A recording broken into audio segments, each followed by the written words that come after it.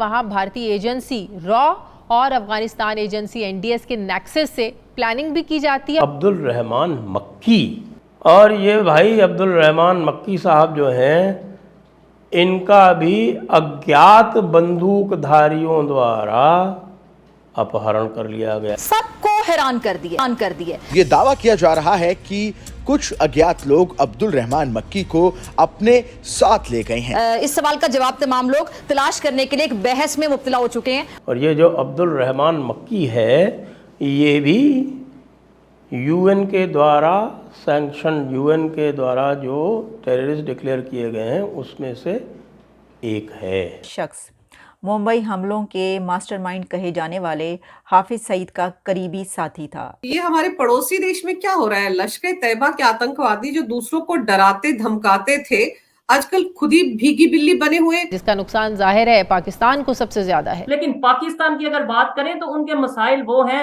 जो शायद हेल्प करने वाले ही नहीं है। मतलब उनका इशारा ये था, क्रॉस बॉर्डर टेररिज्म के हवाले से था। खौफ की गिरफ्त में तो हम इस तरह कह सकते हैं कि अगर हम देखें तो इस वक्त चारों तरफ से पाकिस्तान पर हमले हो रहे हैं। अपने टब्बर जमा करके रखा हुआ है और उसके बाद आप कह रहे हैं कि जी ये तो भारत ने किया, चले मान लिया भारत ने किया, फिर उसका क्या होना चाहिए? आप कैसे, आपने रोका क्यों नहीं? 72 रूट वेट कर रही है। पता नहीं 72 रूट कितने लोग के लिए अवेलेबल है, मुझे समझ में नहीं आता है।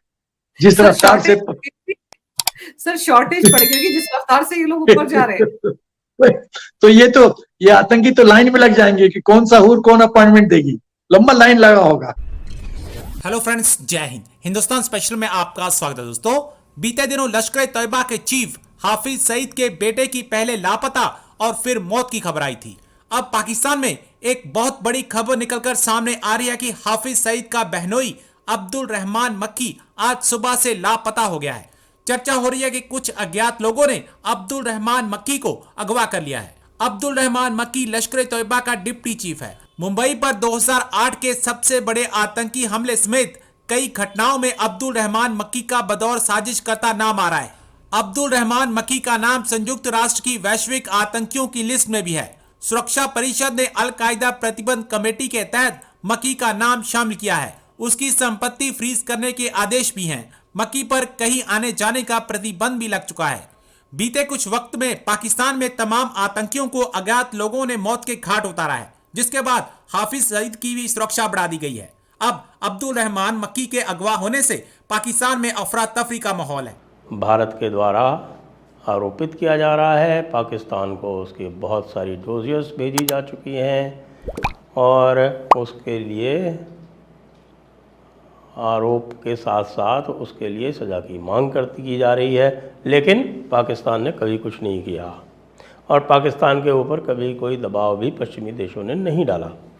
उसमें बहुत सारे लोग और भी सम्मिलित थे और उसमें एक प्रमुख था अब्दुल रहमान मक्की।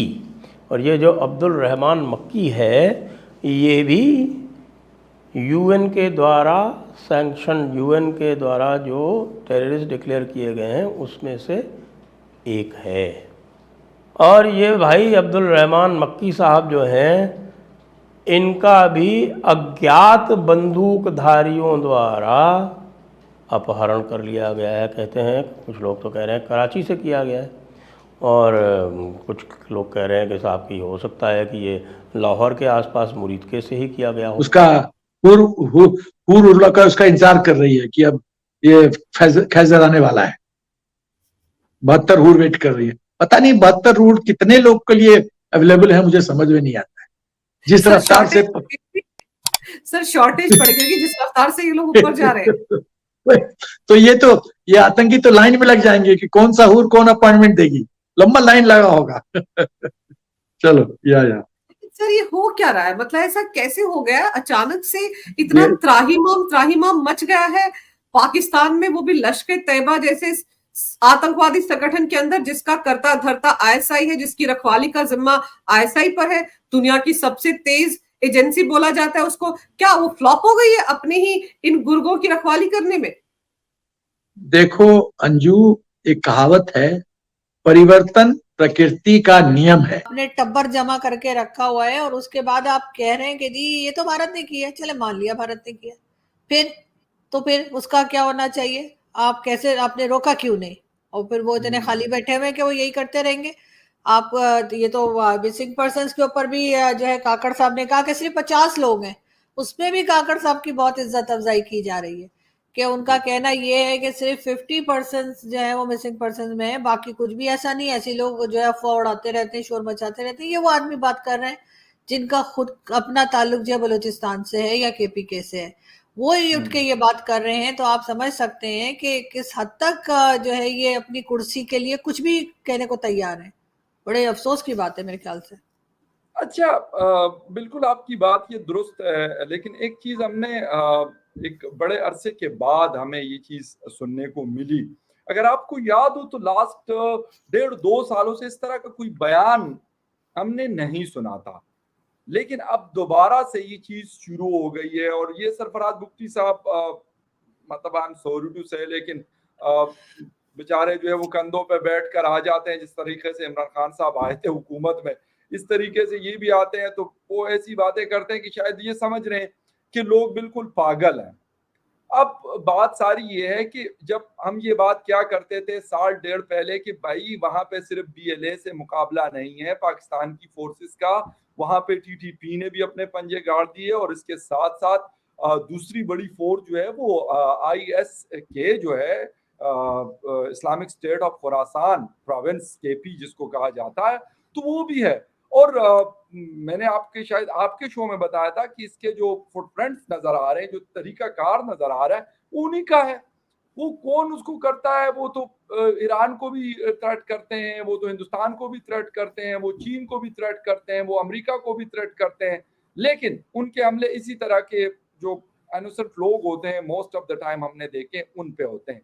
तो ये क्या समझ रहे हैं कि ये कोई 1980 का या 1990 का पाकिस्तान है कि किसी को कुछ नहीं पता, बस जो पाकिस्तान टेलीविजन नेटवर्क ने बता दिया उस पर यस्सर कर ली। जनरल जिया साहब आके खिताब कर लेते थे तो और 11:30 बजे ताला लग जाता था टेलीविजन को।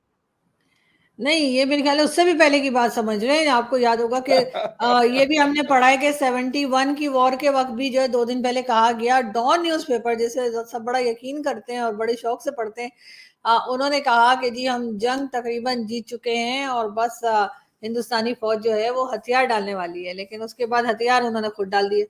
तो ये तो हमारे यहाँ कहा ही जाता है। और इसी तरीके से जब कोई हादसा होता है तो उस वक्त भी जो फिगर्स आ रहे होते हैं लोगों के जिनका नुकसान हुआ होता है, तो वो भी यही कहा जाता है कि जी सरकारी आंकड़ा है। अब असल नंबर क्या है वो सबको बाद में पता लग ही जाता है, लेकिन जाहिर है कि आजकल तो जो प्राइवेट चैनल्स हैं उनकी हालत भी कुछ ऐसे ही है कि लगता है जैसे कि सरकारी चैनल है, क्योंकि पहले तो सरकारी चैनल को बेचारा ब्लेम होता था कि जी टीवी ऐसे बातें करता है, लेकिन अब वही है कि जो बाकी चैनल्स हैं वो भी कुछ इसी तरह से